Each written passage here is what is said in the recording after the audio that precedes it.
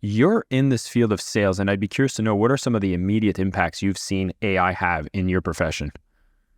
Well, I think the immediate impact is like any other new technology. It scares the heck out of us. You know what I mean? Like it's like, where are we going? And we think that we're going to be replaced, and some people will, um, but we think it's going to happen yesterday, and I don't think we're there yet. It'll happen pretty quick. It's no different than what the automotive industry went through, what the agricultural industry has gone through, this is just the first time it's come into our world, so to speak.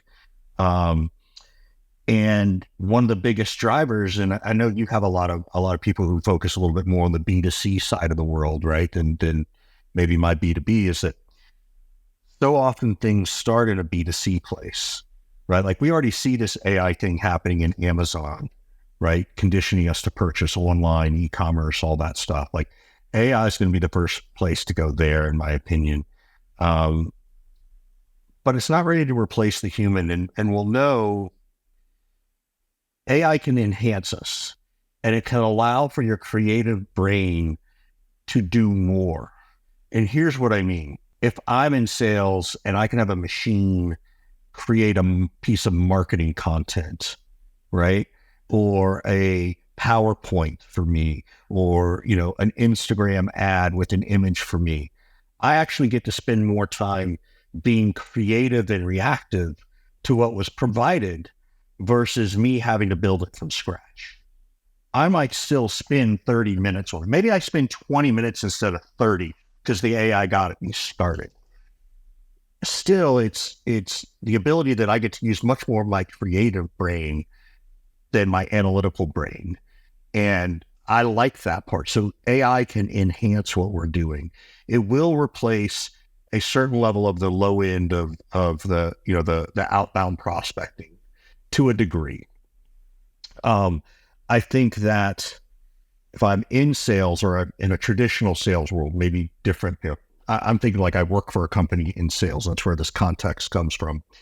If I'm that person, I'm trying to get up market as fast as possible because I want to sell to larger companies and sell larger deals where there's a committee making the purchasing decision. I wanted to ask Richard real quick. You use the term upmarket, and I want you to define that a little more for the audience. Yeah, sure. So in a B2B role, in a B2B world, companies start, and they often start selling to the small businesses or a mid-market company. Small businesses like 0 to 25 employees. Mid-market could be 25 to 500 kind of a thing, right? And then enterprise is much bigger, right? Now, real enterprise is like the Fortune companies, Google, Zoom, Microsoft, McDonald's, whatever. And so companies love to go up market to the bigger companies because those are bigger deals. They're also longer sales cycles, and they have a lot more people involved. So the more complex and bigger a deal gets, the more humans are involved. If I work for, I'm not sure what part of the world, here we have Yelp. Do you have Yelp? Yeah. Yelp's all over the world, man. Yeah, for sure. I don't know. So I'm being an ignorant American when I say, I apologize. But, if I'm a sales rep for Yelp and I'm calling, Jason's deli shop, maybe AI will work for Jason. However, I still think that even in that SMB world, there are going to be a lot of people in the world that are a lot like Jason who don't want to talk to a machine. They still want to talk to a human, right? And so that's what I see happening right now and where I see it going. I have a whole bunch of other thoughts, but I could ramble, and I don't want to do that because I know you've got other stuff to ask. So, well, I'll piggyback on this because you mentioned a lot of industry are being affected by AI, and this is one of the first time sales feels like it's being heavily affected by this. Other industries had other technology developments that affected them, but I'd be curious to compare what's happening with AI with what happened with the birth of the internet. Because I remember people, screaming at the top of buildings saying it's the end of salespeople because now the consumers have information with the internet. And we kind of evolved as salespeople, and at least that's how it feels. Are you expecting something similar to happen with this wave of AI for salespeople? Well, I'm old enough to remember when they were like, oh my God, it was like 1997. people are going to spend $1 billion online for Christmas this year. Like just the first holiday season, people were going to spend $1 billion, right? Because back then, I'm old enough to know people like put my credit card into a computer. Are you kidding? Right? Like what? So I agree with you. I think we're there, but I think we also have to look at it too. Like it's nothing for someone to go online and purchase a car sight unseen without test driving it, get the color, get the image, get all the accoutrements that they want for 100,000 American dollars and not blink an eye. Like you don't go and test drive a Tesla.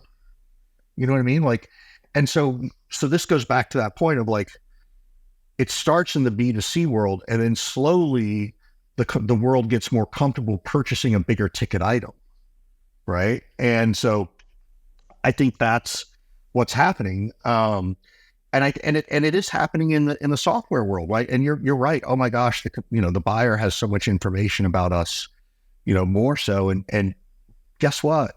The salespeople actually have more information about the buyer than the buyer has about us, and the buyer doesn't even know how to use the information they have as opposed to what we do, right? I can go and find personality data on Jason and figure out what his personality profile is, and then have a machine help me write a message that's based on how Jason wants to hear the message, not how I think it should be sent. Because Jason and I have two very different ways of thinking, right? And I haven't done it. I don't, you could be more introverted. I could be more extroverted.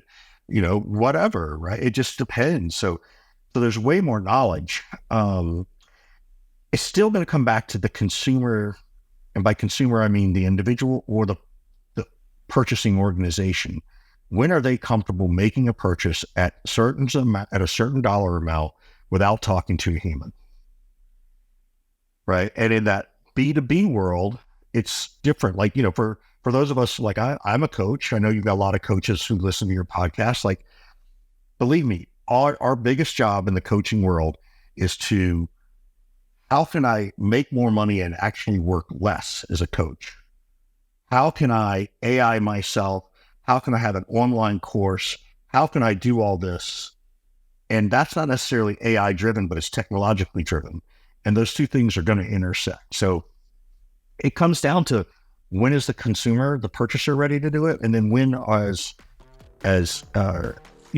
service providers, right? Whether you want to call it salespeople or whatever, but when are we going to figure out how to do it in a way the consumer wants it to be done? Thank you so much for listening to the Selling with Love podcast. We have some previous episodes you can tune into right here. And if you prefer the short form content where you get to the point in under 10 minutes, we do have a ton of clips from our best episodes that are being shared on this channel as well. So pick which one supports you the most. And of course, thank you for liking, subscribing, and of course, selling with love.